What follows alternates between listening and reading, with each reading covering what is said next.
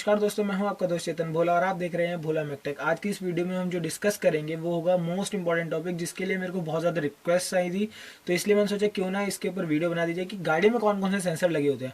गाड़ी में सेंसर बहुत ज़्यादा लगे होते हैं, इसलिए मैंने क्या किया कि इनको कैटेगराइज करके 3 पार्ट्स में डिवाइड कर दिया और मैं 3 वीडियोज़ में उनको समझाऊंगा। सबसे पहले इंजन के लिए कौन कौन से सेंसर्स लगे होते हैं, उसके बाद गाड़ी की सेफ्टी के लिए कौन कौन से सेंसर लगे होते हैं, उसके बाद कुछ और जो एडिशनल सेंसर्स होते हैं उन सब के बारे में बताऊंगा।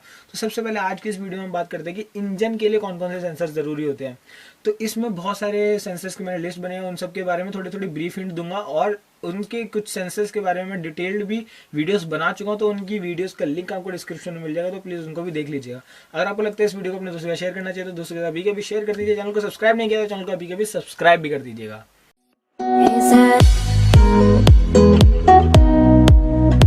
ये जो मैंने लिस्ट बनाई है कुछ सेंसर्स की, इसमें 10 नहीं, थोड़े से 10 से ज़्यादा, लेकिन मैंने कैटेगराइज करके थोड़े से कम कर दिए, कुछ कम बुलेट पॉइंट्स बना दिए। तो देखते हैं। सबसे पहले मैप सेंसर। मैप सेंसर का मतलब है मास एयर फ्लो सेंसर, मतलब जितना भी एयर का फ्लो हो रहा होगा उसका मास, मतलब कितना एयर फ्लो हो रहा है, एयर के फ्लो को मेजर करेगा ये सेंसर। और उसके बाद है मैप सेंसर।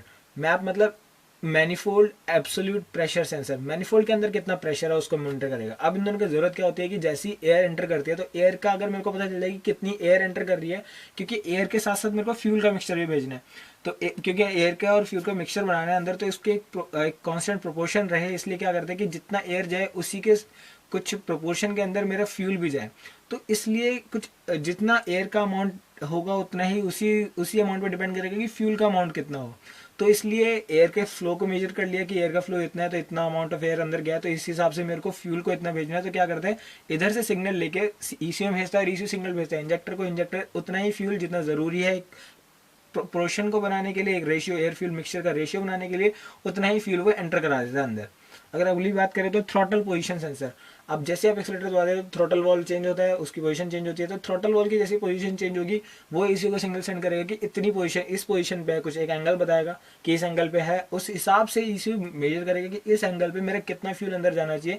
तो वो क्या करता है, रीडिंग लेकर वो भेज देता है इंजेक्टर्स को और इंजेक्टर उतना फ्यूल एंटर करा देते हैं। अगली बात करें तो है इनटेक एयर टेम्परेचर सेंसर। अब जो एयर अंदर आ रही है उसका टेम्परेचर बहुत ज़्यादा ज़रूरी होता है। ऐसा इसलिए क्योंकि जितनी भी एयर अंदर आती है, अगर उसका टेम्परेचर कुछ ज़्यादा हाई होगा तो उसके अंदर कंबशन जो होगा वो बहुत ज़्यादा जल्दी हो जाएगा और इसकी वजह से कंबशन के ऊपर इफेक्ट पड़ सकता है। और अगर प्री इग्निशन भी हो सकता है इसके अंदर, इस केस के अंदर। और अगर एयर का टेम्परेचर कुछ ज़्यादा कम है, मान लीजिए विंटर्स का टाइम है, तो अंदर कंबशन के प्रोसेस को टाइम लगेगा, इसलिए कंबशन हो सकता है कि इनएफिशिएंट हो। इसलिए एयर के टेम्परेचर को मेजर करते रहना बहुत ज़्यादा ज़रूरी है। अगर हम अगली बात करें तो जो अगला आता है 4th नंबर पे सेंसर, वो है कूलेंट लेवल या फिर कूलेंट टेम्परेचर सेंसर। ये दो सेंसर हैं बहुत ज़्यादा इंपॉर्टेंट। कूलेंट का लेवल मेजर करते रहना इसलिए ज़रूरी है क्योंकि अगर बाई चांस कूलेंट का लेवल बहुत ज़्यादा कम हो गया तो क्या होगा कि कूलेंट की कमी हो जाएगी इंजन के अंदर और हीट उतनी अच्छे से डिसिपेट नहीं कर पाएगी। इसलिए थोड़ा सा कूलेंट के लेवल को मेजर करते रहना चाहिए और अगर कभी कम हो जाए तो सेंसर ये नोटिफाई कर देगा। अगर अगली बात करें तो कूलेंट का टेम्परेचर नापना भी बहुत ज़रूरी है। अगर एक कूलेंट का टेम्परेचर बहुत ज़्यादा हाई हो चुका है, मतलब बहुत ज़्यादा देर से आप इंजन चला रहे हो, हीट भी इतनी ज़्यादा डिसिपेट नहीं हो पा रही है, तो उस टाइम पे कूलेंट का टेम्परेचर बहुत ज़्यादा हाई हो जाएगा। और अगर कूलेंट का टेम्परेचर सेंसर नहीं होगा और आपको पता नहीं चलेगा कि कूलेंट का टेम्परेचर क्या हो गया, तो आप गाड़ी को चलाते रहेंगे बार बार और उसके बाद हो सकता है कि आपका इंजन सीज हो जाए।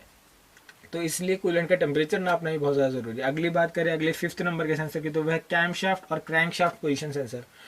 कैमशाफ्ट या फिर क्रैंकशाफ्ट पोजीशन सेंसर, इन दोनों का काम है, देखो जब क्रैंकशाफ्ट घूमती है तो पता चलता है कि किस पॉइंट पे वो है। तो क्रैंकशाफ्ट की पोजीशन के हिसाब से मेरे को डिस्ट्रीब्यूटर को भी बताना होता है कि कब स्पार्क प्लग कौन से सिलेंडर में जलना चाहिए, कौन से सिलेंडर में स्पार्किंग करनी चाहिए। और इसी क्रैंकशाफ्ट सेंसर के अकॉर्डिंग मेरी कैमशाफ्ट भी घूमनी चाहिए कि अगर कैमशाफ्ट इस पोजीशन पे है तो मेरी कैमशाफ्ट किस पोजीशन पे होनी चाहिए। तो इस सब का तामझाम रहता है। इंजेक्टर्स कब फ्यूल इंजेक्ट करें वो भी क्रैंकशाफ्ट पोजीशन पे डिपेंड करता है कि क्रैंकशाफ्ट भी किस पोजीशन पे है, उस हिसाब से मेरे फ्यूल इंजेक्टर इंजेक्ट करेंगे। क्योंकि क्रैंकशाफ्ट के पोजीशन से पता चल जाता है कि कौन सा पिस्टन किस पॉइंट पे होगा, किसका इनटेक स्ट्रोक है, किसका एग्जॉस्ट स्ट्रोक है। तो इसलिए क्रैंकशाफ्ट और कैमशाफ्ट पोजीशन सेंसर बहुत ज़्यादा जरूरी है। अगली बात करें तो वो है नॉक सेंसर, जो है 6 नंबर का सेंसर, वो है नॉक सेंसर। इससे पता चलता है कि अंदर जो कंबशन हो रहा है वो कैसा हो रहा है, अगर नॉकिंग होने लगी कि नहीं हो रही है। नॉकिंग अगर हो रही है तो वो हजार्डस होता है इंजन के लिए, मतलब अच्छा नहीं होता है।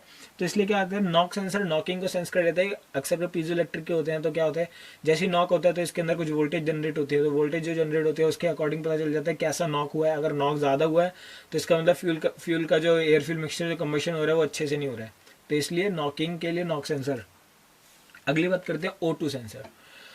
O2 सेंसर बेसिकली होता है ये पता करने के लिए कि अंदर कंबशन कैसा हुआ था एग्जॉस्ट गैसेस के बेसिस पे। अगर एग्जॉस्ट गैसेस में ऑक्सीजन ज़्यादा है तो इसका मतलब कंबशन अच्छे से नहीं हुआ। अगर कार्बन डाइऑक्साइड ज़्यादा है तो इसका मतलब ज़्यादा अच्छा कंबशन हुआ है, क्योंकि ऑक्सीजन जितनी बाहर आ गई इसका मतलब फ्यूल उतना कम जला है, तो फ्यूल जितना कम जला है इसका मतलब कि कंबशन उतना खराब हुआ है। तो इसलिए ऑक्सीजन सेंसर से हमें पता चल जाता है कि कंबशन कैसा हुआ है इस इंजन के अंदर।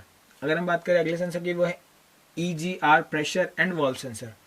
EGR होता है एग्जॉस्ट गैस रिसर्कुलेशन। यहाँ पे दो सेंसर है, exhaust gas recirculation pressure sensor, exhaust gas recirculation valve sensor. अब क्या होता है कि क्योंकि जो एग्जॉस्ट गैस रिसर्कुलेशन में होता है क्या कि जो भी एग्जॉस्ट गैसेज आती है उनको उसका थोड़ा सा अमाउंट हम वापस से भेज देते हैं जिससे कि वो दोबारा से जले और जो अनबर्न पार्टिकल्स रह गए और जो टॉक्सिसिटी है वो थोड़ी कम हो जाए। तो क्या होता है कि अब जो एग्जॉस्ट गैसेज आ रही है उसमें कुछ ना कुछ प्रेशर है, तो इसका प्रेशर मॉनिटर करते रहना बहुत ज़्यादा जरूरी है, क्योंकि एक लेवल से ज़्यादा हो जाएगा तो कुछ भी हजार्डस होता है। अगर हम बात करें अगले पॉइंट की, तो वॉल्व सेंसर। अब मेरे को किस टाइम पे एग्जॉस्ट वॉल्व खोलना है कि अब मेरे एग्जॉस्ट गैसेज आए अब जाए अंदर, तो इसलिए वॉल्व का सेंसर लगाना भी बहुत ज़्यादा ज़रूरी है, जिससे कि पता चलता रहे कि कब ज़रूरत है, कब एग्जॉस्ट गैस रिसर्कुलेशन यूज़ करना है, कब नहीं करना है।